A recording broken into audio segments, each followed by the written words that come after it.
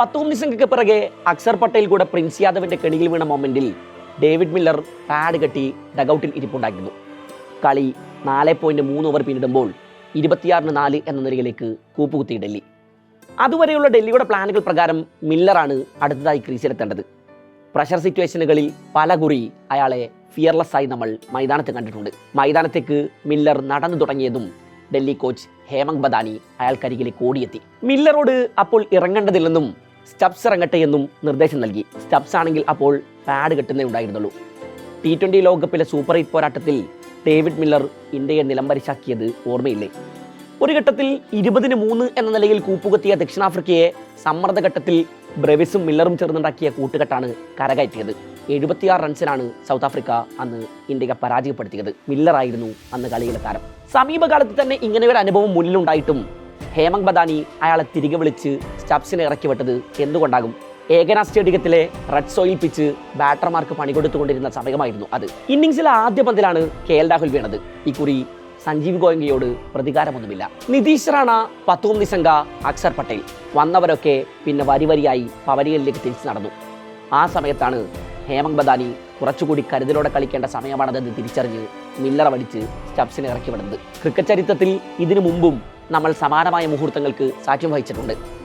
2011 ഏകദിന ലോകകപ്പ് ഫൈനൽ ഓർമ്മയില്ലേ? ഇന്ത്യ അന്ന് ആ ചരിത്ര ജയം കുറിച്ചിട്ട് ഇന്നേക്ക് കൃത്യം 15 വർഷം തികയുന്നു. വാങ്കഡയിൽ അന്ന് മൂന്നാമനായി യുവരാജ് സിംഗിനെ പ്രതീക്ഷിച്ചിരുന്ന ആരാധകർക്കിടയിലേക്ക് പവലിയന്റെ പടികൾ ഇറങ്ങി വന്നത് മഹേന്ദ്ര സിംഗ് ധോണിയാണ്. And the rest was history. ഇന്നലെ 26-4 എന്ന നിലയിലായിരുന്ന ഡൽഹി കളി അവസാനിപ്പിച്ചത് എങ്ങനെയാണെന്നോ?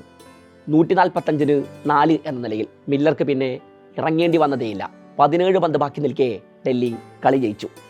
ഹേമന്ത് ബദാനിയുടെ ടാക്ടിക്കൽ ഡിസിഷൻ പിന്നീട് സോഷ്യൽ മീഡിയ ആഘോഷമാക്കി. ബദാനി മില്ലർക്ക് പകരം സ്റ്റബ്സിനെ ഇറക്കാൻ തീരുമാനിച്ച ആ നിമിഷത്തിൽ ഡൽഹി കളി ജയിച്ചെന്ന് പറഞ്ഞു വെക്കുന്നുണ്ട് ഇർഫാൻ പത്താനും ആകാശ് ചോപ്രയും. മില്ലറുടെ മാനസികാവസ്ഥ അപ്പോൾ എന്തായിരിക്കും എന്ന് നിങ്ങൾക്ക് ചിന്തിക്കാം. എന്നാൽ മില്ലർ ആ തീരുമാനത്തെ പോസിറ്റീവായാണ് എടുത്തത്. ഒടുവിൽ ബദാനിയുടെ ഡിസിഷൻ ആ കളിയുടെ വിധി എഴുതി. അതുമാത്രമല്ല, ഈ മത്സരത്തിൽ ഡൽഹി എടുത്ത പല തീരുമാനങ്ങൾക്കും പൊന്നും വിലയുണ്ടായിരുന്നു. കരുൺ നായറും അശുതോഷ് ശർമ്മയുമൊക്കെ ആവനാഴിയിൽ ഉണ്ടായിരിക്കെ സമീർ റിസ്വി എന്ന ഓപ്ഷനിലേക്ക് ടീം എത്തിയത് എങ്ങനെയാണ്? അശുതോഷ് ഒരു ഫിനിഷറാണെന്ന് വാദത്തിന് പറഞ്ഞു വെക്കാം. അതേസമയം കരുൺ നായറിനെ പോലെ ഏറെ അനുഭവ സമ്പത്തുള്ള ഒരാൾ തങ്ങളുടെ കയ്യിലുണ്ടായിരിക്കെ തന്നെ സമീർ റിസ്വിക്ക് ഇമ്പാക്ട് പ്ലെയർ റോൾ നൽകാൻ തീരുമാനിച്ചു ടീം. റിസ്വി പതിഞ്ഞ താളത്തിലാണ് തുടങ്ങിയത്.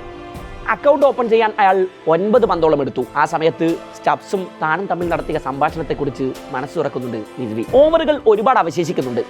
ടാർഗറ്റ് ആണെങ്കിൽ അത്ര വലുതുമല്ല. ആ സമയത്ത് സമയം കണ്ടെത്തി കരുതലോടെ കളിക്കാനാണ് ഇരുവരും തീരുമാനിച്ചത്. 3 ഓവറുകൾ ബൗണ്ടറികളില്ലാതെ അവസാനിച്ചു. ആൻഡ്രിച്ച് നോർക്കിയുടെ 150 കിലോമീറ്റർ വേഗതയിൽ എത്തിയൊരു പന്തിനെ ഗാലറിയിൽ എത്തിച്ചാണ് റിസ്വി ഗിയർ ഷിഫ്റ്റ് ചെയ്തത്. പിന്നെ വന്നവരും പോയവരുമൊക്കെ അയാളുടെ ബാറ്റിന്റെ ചൂട് ആവോളം പറഞ്ഞു. 14-ാം ഓവറിൽ എയ്ഡൻ മാർക്രമിനെ തുടരെ 6ഉം 4ഉം വായിച്ച് റിസ്വി അർദ്ധ സെഞ്ചുറിയിൽ തൊട്ടു. അതും വെറും 37 പന്തിൽ. ആദ്യ റണ്ണിനായി അയാൾ തുടക്കത്തിൽ 9 പന്തുകൾ പാഴാക്കിയിരുന്നു എന്ന കാര്യം മറന്നു കളയരുത്. അപ്പുറത്ത് സ്റ്റബ്സ് കരുതലോടെയാണ് ബാറ്റ് വീശിയത്. ഒടുവിൽ അബ്ദുൽ സമദ് എറിഞ്ഞ 18-ാം ഓവറിലെ ആദ്യ പന്തിനെ ഡീപ് മിഡ് വിക്കറ്റിന് മുകളിലൂടെ ഗാലറിയിൽ എത്തിച്ച് സമീർ റിസ്വി ഡൽഹിക്ക് വിജയം സമ്മാനിച്ചു. ഹേമങ്ക് ബദാനി നിറഞ്ഞു ചിരിച്ചു. 47 പന്തിൽ 70 റൺസായിരുന്നു റിസ്വിയുടെ സമ്പാദ്യം. 5 4ഉം 4 6ഉം അയാളുടെ ബാറ്റിൽ നിന്ന് പറന്നു. 148 സ്ട്രൈക്ക് റേറ്റിലാണ് റിസ്വി ബാറ്റ് വീശിയത്. 5-ാം വിക്കറ്റിൽ അയാളും സ്റ്റബ്സും ചേർന്നുണ്ടാക്കിയത് 76 പന്തിൽ 119 റൺസിന്റെ പാർട്ട്ണർഷിപ്പാണ്. ഏകനാ സ്റ്റേഡിയത്തിൽ സ്വന്തം കാണികൾക്ക് മുന്നിലിട്ട് ലക്നൌവിനെ തീർത്തത് ആ കൂട്ടുകെട്ടാണ്. 32 പന്തിൽ പുറത്താവാതെ 39 റൺസായിരുന്നു സ്റ്റബ്സിന്റെ സമ്പാദ്യം. നേരത്തെ നിർഭാഗ്യത്തിന്റെ അകമ്പടിയിൽ റണ്ണൌട്ടായി മടങ്ങിയ ലക്നൌ ക്യാപ്റ്റൻ ഋഷഭ് പന്ത് കളിക്ക് ശേഷം സഞ്ജീവ് ഗോയങ്കയോട് ഒരു നീണ്ട സംഭാഷണത്തിൽ ഏർപ്പെടുന്നത് കണ്ടു. ആരാധകരെ അത് 2 വർഷം പിറകിലേക്ക് കൊണ്ടുപോയി. ഒരു തോൽവിക്ക് ശേഷം ലക്നൌ നായകൻ KL രാഹുലിനോട് കടുത്ത ഭാഷയിൽ എന്തൊക്കെയോ പറയുന്ന ഗോയങ്ക. നിസ്സഹായനായി മൈതാനത്ത് നിൽക്കുന്ന രാഹുൽ. സോഷ്യൽ മീഡിയയിൽ ഈ ദൃശ്യങ്ങൾ വലിയ ചർച്ചകൾക്ക് വഴിയൊരുക്കി. തൊട്ടടുത്ത സീസണിൽ രാഹുൽ ടീം വിട്ട് ഡൽഹിക്കൊപ്പം ചേർന്നു. ഋഷഭ് പന്തിനെ കോടികൾ മുടക്കി ലക്നൌ തട്ടകത്തിലെത്തിച്ചു. എന്നാൽ അതിനുശേഷവും ഗോയങ്കയുടെ ടീം ഗതി പിടിച്ചില്ല.